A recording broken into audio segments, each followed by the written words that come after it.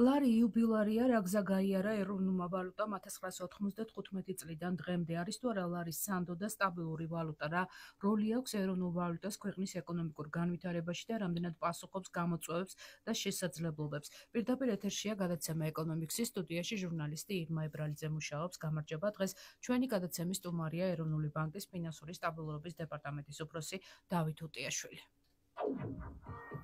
ერთად შევაფასოთ ეკონომიკური მოვლენები. სტუმარი ეკონომიკსში.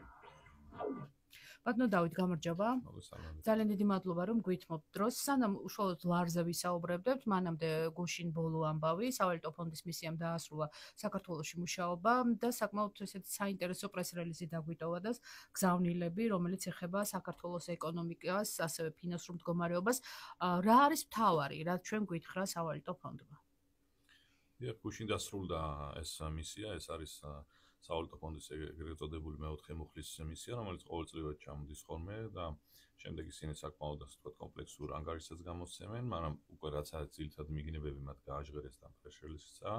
ჯამში პოზიტიურადაა შეფასებული მაკროეკონომიკური ტენდენციები, უკვე ვთქვათ 4 წელია საკმაოდ მაღალი ეკონომიკური ზრდა გვაქვს და მათაც რეგულარულად უწევთ ხოლმე გადახედონ მათ სამომავლო პროგნოზს კიდევ უფრო მეტი ზრდისკენ. ასე მოხდა ახლაც ასე მოხდა და რაც ნიშანდობლივია ვთქვათ ეროვნული ბანკის კუთხითაც, რომ მიუხედავად ასეთი მაღალი ეკონომიკური ზრდისა, ინფლაციის დონე არის სტაბილურად დაბალი, მიზნობრივზე ქვემოთ იყო ბოლო 2 წლის განმავლობაში, ახლაც მიზნობრივთან ახლოს არის და ეს არის ძირითადი მაკროეკონომიკური პარამეტრები, რასაც ისინი აფასებენ, თუმცა ამის გარეთაც ვთქვათ ფინანსური სექტორი არის სტაბილური, ასევე ფისკალური დისციპლინა გვაქვს საკმაოდ კარგი და ესეც პოზიტიურადაა შეფასებული და ასევე ის რეფორმები, რაც ვთქვათ მათ შორის მათთან იყო შეთანხმებული წინა წლებში, არის მათი შესრულება პოზიტიურად შეფასებული. ანუ ჯამში ეს პოზიტიური შეფასება არის მთლიანად.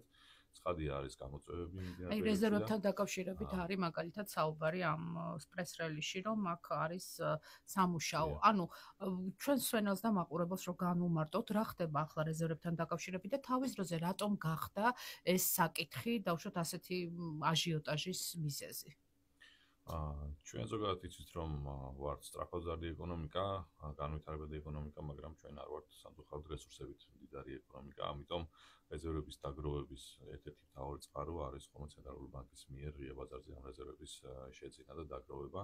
ჩვენ გვაქვს ურავი გაცვლითი კურსი და სამწუხაროდ ვართ ისეთ რეგიონში, სადაც არაერთი შოკი არის საგარეო და მრავალი წლის განმავლობაში ამას ხედავდით, რაც გავლენას ახდენს ხოლმე კურსზე და ხანდახან ეროვნულ ბანკს შეიძლება დაჭირდეს ინტერვენცია, მათ შორის კურსის არასაჭირო ხევების შესარბილებლად. ამიტომ რეზერვების საჭიროება ამას ჩვენ ხედავთ და ვაცნობიერებთ, რომ არის კრიტიკული და იგივეს მოგიწოდებს სავალუტო ფონდი თუ სხვა იგივე სარეიტინგოები და სხვები. ამიტომ რეზერვების დაგროვების პოლიტიკა არის ერთ-ერთი პრიორიტეტი ეროვნული ბანკის, თუმცა ჩვენ გქონდა ეპიზოდები მაგალითად გასულ წელს, მაშინ როცა იყო არასაჭირო არაფუნდამენტური აჟიოტაჟი წლის მეორე ნახევარში, რომელიც შეიძლება საარჩევნო ციკლს უკავშირდებოდა და ამ დროს როგორც ეს წარმოქმნილი რაღაც გარკვეულ შიშებს, რომ კურსი შეიძლება გაუფასურდეს, რომელიც ვფიქრობთ, რომ არ იყო ლოგიკური, თუმცა ის გავლენას ახდენდა კურსზე და ამიტომ მოგვიწია ინტერვენცია ამ დროს და ამან კიდევ დამატებით გაზარდა ვთქვათ რისკები, რომ ხომარ გვექნება ვთქვათ დეფიციტი რეზერვებში. და აქედანაც მოდიოდა ეს ვთქვათ იგივე სავალუტო ფონდის შიშები, თუმცა ხედავთ რომ ეს ტენდენციები არის რადიკალურად შეცვლილი. მიმდინარე პერიოდში გუშინ ეროვნული ბანკის პრეზიდენტმაც გააჟღერა, რომ ჩვენს მიერ მიმდინარე ბოლო თვეებში შეძენილი უცხოური ვალუტის რეზერვები უკვე აჭარბებს გასულ წელს გაყიდულს და ეს ტენდენციები გრძელდება. და ამას დადებით შეფასება მოყვა მათ შორის სავალუტო ფონდისგან, თუმცა უნდა გვესმოდეს, რომ ეკონომიკა არის მზარდი, იმპორტის დონე იზრდება, საგარეო ვალუტის დონე იზრდება, იმიტომ რომ ეკონომიკა ვითარდება და იზრდება, ამიტომ რეზერვების დაგროვება არის მათ შორის სამომავლო პრიორიტეტი. როგორც დახარჯვა? ეს არ უნდა შევხედოთ ამას, რომ რაღაც კონკრეტული წერტილი არსებობს, იქ შევიძენთ და ვიქნებთ ყველა გაყოფილი ეკონომიკისთან ერთად, რეზერვების დაგროვების პოლიტიკა უნდა იყოს ერთ-ერთი პოლიტიკა ცენტრალური ბანკის. და ასე ამას როგორ ვახორციელებთ ისე, რომ გავლენა არ მოახდინოს კურსი მეორეში შეახომა, რომ განსაკუთრებით თქვათ იმდენი უცვლელობით არ ვიყიდოთ, რომ ამ კურსის გაუფასურებას გამოიწვიოს და როგორც ანუ შეიძლება ითქვას, რომ არის ეს ხელოვნური ჩარევა. რატო გეკითხებით? იცი მუდმივად საუბრობენ თქვენი ოპონენტები, რომ ეროვნული ბანკი იჭერს კურს ხელოვნურად და ასე შემდეგ. შესაძლებელია თუ არა ლარის დაჭერა ხელოვნურად? აქვს თუ არა ამის ბერკეტი და რამდენად დაშვებულია ეს დავშოთ თქვენი წესდებით? ზოგადად ჩვენ რეზერვების მართვასთან დაკავშირებით გვაქვს სტრატეგია, რომელიც საჯარო დოკუმენტია და პრინციპში იგივე პრაქტიკაა, სიტუაციებს, რაც ყველა სხვა მოწინავე ქვეყანა კერძოდ თუ არის ფუნდამენტური შოკი, მაგალითად როგორც COVID-ი, თქვათ, ან სხვა ტიპის გლობალური შოკი, როცა შეწყდება შემოდინებები, ამ დროს კურსს ჩვენ გავცურებთ გათვლილი კურსი და ის უნდა გაუფასურდეს და ამ დროს ეროვნული არ განახორციელებს ინტერვენციას, მაგრამ თუ გვექნება ისეთი სიტუაცია, როცა არ არის რაიმე კონკრეტული შოკი, შემოდინებები არის სტაბილური და ამ დროს რაღაც არარაციონალური მათ შორის მოლოდინების გამო არის კურსზე დამატებით ზეწოლა, ამ დროს ვახორციელებთ ინტერვენციას. ანუ პანიკის შემთხვევაში ბაზარზე, ბაზრის დამშვიდების გამო ხდება რეზერვების, რომელიც არ ეფუძნება რაიმე ფუნდამენტური ფაქტორის ცვლილებას, ამ დროს ვაკეთებთ ჩვენ ინტერვენციას. ეს არ არის კურსის დაცვა, იცევ და ისე ჩვენ კურსის დონეზე ვცდილობთ არ მოახდინოთ გავლენა, ბაზარმა ყოველთვის უნდა იპოვოს თავის წონასწორობა, მაგრამ რაღაც არასაჭირო მერყეობები ვცდილობთ ხოლმე რა მოვფრო და მიგვაჩნია ეს რაციონალური არის და მათ შორის სავალუტო ფონდის ერთ-ერთი კვლევა გამოვა ეხლა, რომელიც განვიხილეთ ამ მისიების დროს და ისიც სტატებითად აფასებს ასე დროს ინტერვენციებს. რაც შეეხება კურსის დაჭერას, კურსის დაჭერა ჩვენ არასდროს არ გვიცდია, ჩვენ რეგიონში არის გამოცდილება, რომ რამდენიმე ქვეყანამ სცადა ფუნდამენტური შოკების დროს და მილიარდობით რეზერვი დახარჯეს და მაშინაც კი შეუძლებელი ამის დაჭერა, იმიტომ რომ თუ არ გაქვს შემოდინებები, ეს შეიძლება დაიჭირო 2 დღე, მაგრამ ვერ დაიჭერა 2 დღე. ამიტომ ასეთ რაღაცა არც კი ვცდილობთ მიუხედავად და იმის გათვალისწინებთ ეს არც სტრატეგიაში არ გაწერილი ასეთი. კარგით, ეხლა მართალია ეხლა ლარის გარშემო ვსაუბრობთ, მაგრამ კონკრეტულად ლარის იუბილე 1995 წლიდან ლარი არის ერთადერთი საგადამხდელო ვალუტა საქართველოში. 30 წელი, ეს ცოტაა თუ ბევრია ეროვნული ვალუტისთვის? იმის გათვალისწინებით, რომ ეს არ ყოფილა მარტივი 30 წელი, ჩვენ ვფიქრობთ, რომ საკმარისი დროა იმისთვის, რომ ვთქვათ, რომ ლარმა ასე თქვა თავისი ნდობა ბაზარზე მოიპოვა. ჩვენ გქონდა ძალიან ბევრი შოკები, სულ სხვა კუთხით, თქვა 98 წელს, 2008 წელს, თქვა 2015 წელსაც რეგიონის ვალუტები გაუფასურდა, მე იყო COVID-ი, თქვა ეხლა არის ომი და მიუხედავად ამისა, ლარი არის სტაბილური და ლარი იქცა როგორც მნიშვნელოვანი წილადაზოგის საშუალება და ასევე საგადახდო თუ ფასის გაზომვის საშუალება. ცხადია, არის გამოწვევები, მათ შორის რომ დოლარიზაცია გვაქვს ვადიან ანაბრებში და მოსახლეობის რაღაც ნაწილი მაინც თანაზოგების ნაწილს მიმართავს უცხოურ ვალუტაში და ასევე ვთქვათ ძელვადიანი მოხმარების საქონელი, ვთქვათ ბინები, მანქანები, ვთქვათ ამ დრომდე ხშირად ფასი დგინდება ხოლმე უცხოურ ვალუტაში. რაღაც გამოწვევები არის, რასაც ვფიქრობთ უბრალოდ დრო ჭირდება და დროს განმავლობაში ლარი კიდევ უფრო მეტ ნდობას ამ ბოლო 30 წლის განმავლობაში ერთ-ერთი ყველაზე ხმაურიანი, რაც მე ახლა მახსენდება და ამაზე არაერთი გადაცემა მქონია გაკეთებული, ლარიზაციასთან დაკავშირებით, მაშინ როდესაც ეროვნულმა ბანკმა შემოიღო გარკვეული შეზღუდვები, ამას მოყვა ძალიან დიდი აჟიოტაჟი, სხვათა შორის როგორც მახსოვს საბანკო სექტორის მხრიდან. ახლა თქვენ დედოლარიზაცია ახსენეთ. რა ვითარება გვაქვს ამ კუთხით და რამდენიმე დღის წინ იყო სწორედ კომიტეტის გადაწყვეტილება სესხების ლიმიტის გაზრდასთან დაკავშირებით. ანუ რა გქონდა და რა გვაქვს დღეს? დედოლარიზაციის აქტიური პოლიტიკა ჩვენ დაახლოებით 2016 წლის ბოლოს დავიწყეთ და მაშინ განსაკუთრებული სიახლე იყო და კი დიდი გამოხმაურება მოხდა. მაშინ დოლარიზაციის დონე იყო დაახლოებით სესხებში 70-75% და ანაბრებში 40% საჭარბი და ამიტომ ეს დღეს კი გვაქვს დოლარიზაცია სესხებში დაახლოებით 53% და ანაბრებში დაახლოებით 50%. ანუ პროგრესი მნიშვნელოვანია. პროგრესი გამოიწვია როგორც ეროვნული ბანკის მიერ ამ რეგულაციების შემოტანამ, ასევე ზოგადად ლარის იმათნდობის ზრდამ. ჩვენ ხშირად გვესმის, რომ თუ ადამიანს დავაძალებთ მათ შორის ამ რეგულაციით ამ მოხმარებელს, ვთქვათ, ბიზნესს რა იყოს ლარის სესხი, ამ შემთხვევაში მას 90% უძვირდება, მაგრამ დამჯერეთ ამ კუთხით არ უნდა შევხედოთ რა არის სავალუტო რისკი. თუ აიღებთ უცხოური ვალუტის სესხს, რომელიც დღეს ქაღალდზე ჩანს, რომ არის IAP, კურსის გაუფასურების დროს. რატო არის ესეთი ამხელა სხვაობა დავუშვათ ეროვნულ ვალუტას პროცენტებს გულისხმობ, რა დოლარში გაცილებით ნაკლებია ვიდრე ლარში და ამიტომაც შეიძლება იყოს რომ მიმზიდველი იყოს მომხმარებლისთვის რომ მან დოლარში აიღოს სესხი ან ევროში. დიახ, უცხოურ ვალუტაში არის ნამდვილად უფრო დაბალი პროცენტი ვიდრე ლარში, მათ შორის იმის გამო, რომ არის ასე ვთქვათ, სავალუტო კურსის მერყეობა და მაღალი რისკები ზოგადად ჩვენ რეგიონში, საქართველოს გამონაკლისი არ არის, სხვა ქვეყნებსაც რეგიონში რო შევხედოთ, იქაც დაახლოებით ასეთივე სხვაობა არის და ისევ აქ არის სავალუტო რისკი. ჩვენთან ასე დონეზე არ რეალიზდებულა, ჩვენს ქონდა გაუფასურების რამდენიმე ეპიზოდი და მაშინ ამ მოხმარებელმა თავისივე ვთქვათ გადახდებზე ნახა სავალუტო თვითის და როგორია, მაგალითად COVID-ის დროს ჩვენ ქონდა ჯამში 30%-ამდე გაუფასურება და ვნახეთ რომ ლარის შესაძლებლებს ის დაახლოებით 10% შეექმნა პრობლემა, მაშინ როცა უცხო ვალუტის შესაძლებლებს დაახლოებით 30% შეექმნა პრობლემა კოვიდის დროს, როცა მაშინ სახელმწიფოც დაეხმარა, მე მგონი პროცენტის ნაწილი დაუფარა, იყო ესეთი შემთხვევა. მაგრამ აი რო ნახოთ თქვათ რა იყო თქვათ მიმართვიანობა სასხის გადავადებაზე, დაახლოებით 3-ჯერ მეტი იყო უცხო ვალუტაში. ამიტომ ეს რისკები არსებობს და ჩვენთან ამ ხელა გაუფასურება არ ქონია, მაგრამ რო შევხედოთ რაღაც ჩვენ რეგიონის ქვეყნებში იყო თქვათ 100%-იანი გაუფასურებაც კი ზოგადად 14-15 წლებში ან სხვა ეპიზოდებში და იქ სერიოზული პრობლემა გახდა როგორც მომხმარებლების, ასევე თვითონ ფინანსური სექტორის უცხო ვალუტაში გაზრდილ ლისტვით და ასევე თქვათ იმის გამო რომ გვაქვს მაღალი დოლარიზაცია, რომ წარმოვიდგინეთ რომ შოკი გვექნება რაღაც შოკი რაც გაუფასურებას იწვევს, ეროვნული ბანკის გაუჩნდება დამატებით мотиваცია, რომ თქვათ იგივე კურსი დაიჭიროს, ან გავამკაცროთ ლარჩი ისე პოლიტიკა, რომ თქვათ კურსი აღარ გაუფასურდეს, ამიტომ ერთი მომხმარებლის, ცალკეული მომხმარებლების დაცვისთვის, ვისაც უცხო ვალუტის სესხი აქვს, დანარჩენ ეკონომიკას გაუმკაცრებთ პირობებს. ამიტომ ზოგადად არ შევხედოთ, რომ ერთ მომხმარებელს გაუძვირდება თუ არა, ვფიქრობთ, ერთსაც კი შეიძლება არ გაუძვირდეს, იმიტომ რომ სავალუტო რისკები არის.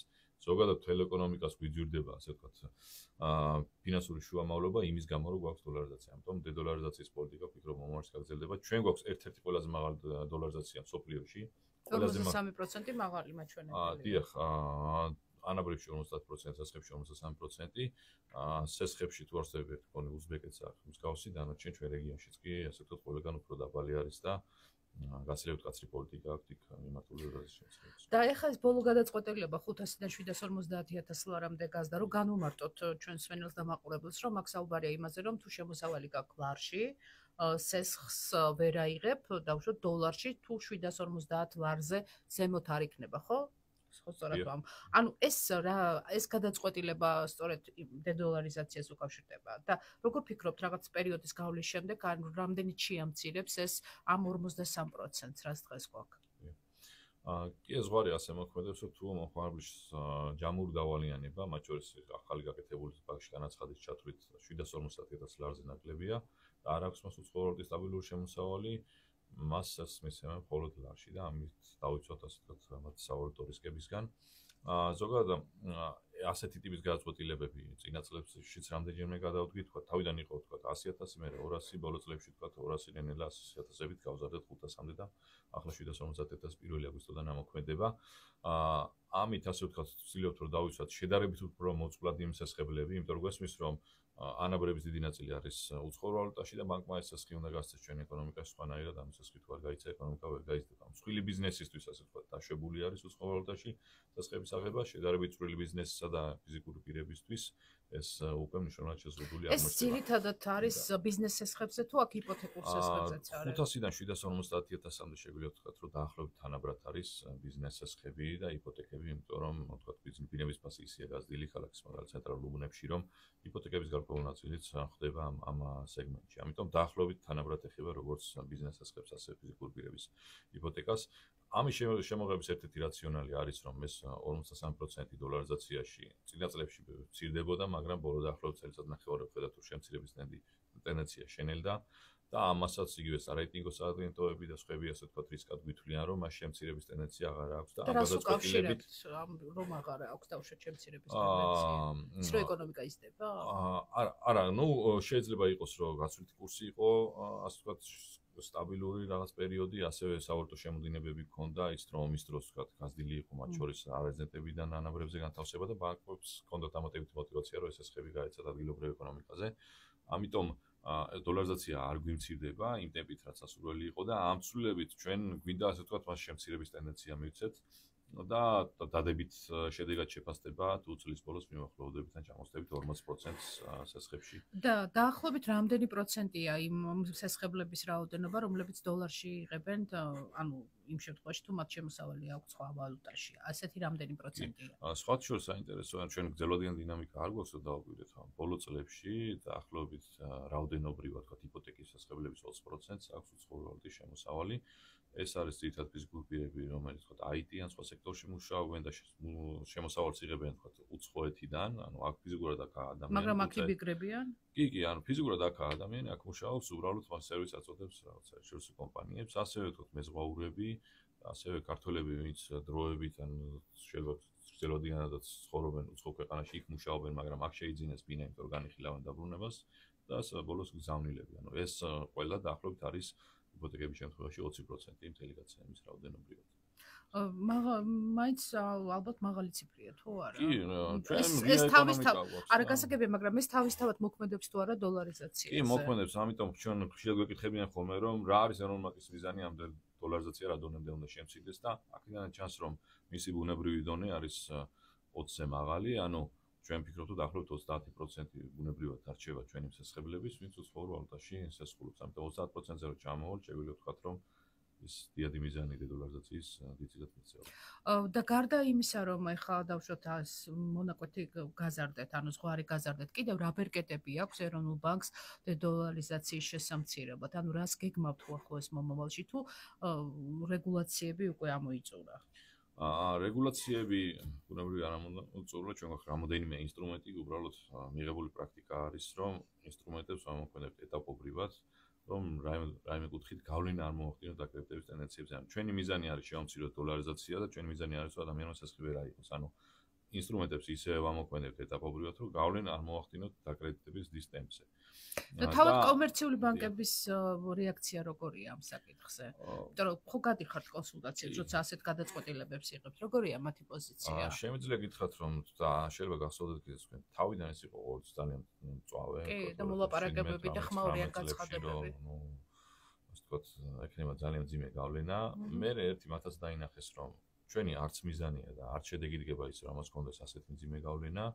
ყოველთვის ახლა თქვა დანერგილი პრაქტიკა აქვს, რომ სამრეგულაციო შემოვიდათ რაოდენობრივ გავლენებს მათთან გავდივართ და ვათანხმებთ, რომ მათაც ღირსშესაყებად დაინახონ რა შედეგი მოყვება ამას და თქვა ბოლო კომენტარებს თუ ნახავთ მაგალითად 500-დან 750,000 სამნარო გავზარდეთ, საკმაოდ ზომიერი იყო.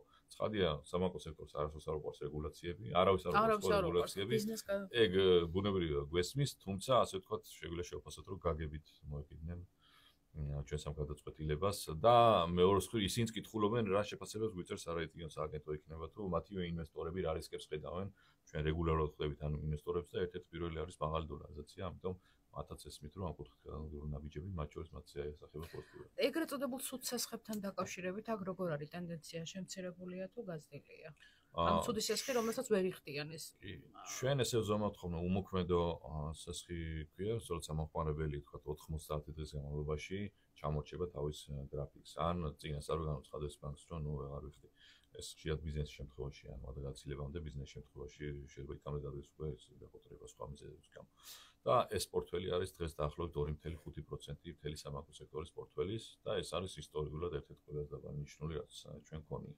ამას განაპირობებს ორი ფაქტორი, ერთი რომ მაღალი ეკონომიკური კურსი გვაქვს ბოლო 4 წელია და ასევე თქვათ ჩვენც ეროვნულ ბანკიც ამ შემთხვევაში ვცდილობთ ხოლმე მივიღოთ კრედიტი, რომ ჩვენი დადებითი რეგულაციების გავლენა არის ეს გახსოვთ იქნება პასუხისმგებლიანი დაკრეტების რეგულაცია, რომელსაც მნიშვნელოვნად შეზღუდვა შეიძლება სასხების აღება, ანუ ადამიანს თუ 1500 ლარამდე აქვს შემოსავალი, მისი შემოსავლის 1/4-ზე მეტი არ უნდა იყოს მიმართული სასხის გადახდაზე, თუ 1500 ლარზე მეტია შემოსავალი, მისი ნახევარი. ანუ ხო, ამ რეგულაციასაც მივეჩვიეთ უკვე და უკვე ვიცით, რომ გვეუბნებიან, რომ თქვენი ლიმიტი ამოწურული. თავის დროზე ეს კატასტროფა ჩანდა, თუმცა თუ შევხედავთ საკრედიტო აქტივობა აშენელებულა, იგივე სამომხმარებლო სასხების დამწუთას დაახლოებით 25%-ია ძლიერად არაუზრუნო ყოფილი საკმაოდ მაღალი, ამიტომ სასხებს იღებენ ადამიანები ამ რეგულაციების ქვეშ და დეფოლტები არის რადიკალურად შემცირებული. იღებენ ამ რეგულაციების ქვეშ, კი, გეთახმებით, მაგრამ უბრალოდ ყველა ამბობს იმას, რომ საპროცენტო განაკვეთი არ არის დაბალი. იმ ფონზე, როდესაც ქვეყანაში გაქვს მაღალი ეკონომიკური და დაბალი ინფლაცია, რატომ არის დავუშვათ საპროცენტო განაკვეთი მაღალი? გულისხმობს სამომხმარებლო სასხებს, ასევე იპოთეკაც 11%-დან იწყება პრინციპში, მაგას დაბალი არც არის მე მგონი. ჩვენ ნამდვილად ვართ შედარებით მაღალი საპროცენტო განაკვეთების ქვეყანა ისტორიულად, ამას რამდენიმე ფაქტორი განაპირობებს.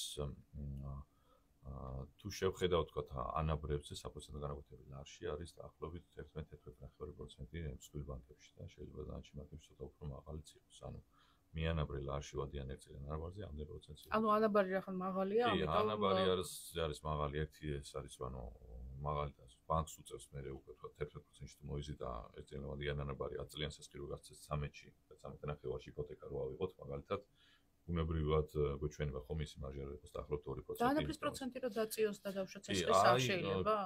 ხან როგორ თუ შევხედავთ სხვა ქვეყნებს. მარტივი ისეთი კითხვა დავსვი ახლა. არა, ნამდვილად კარგი კითხვა არის.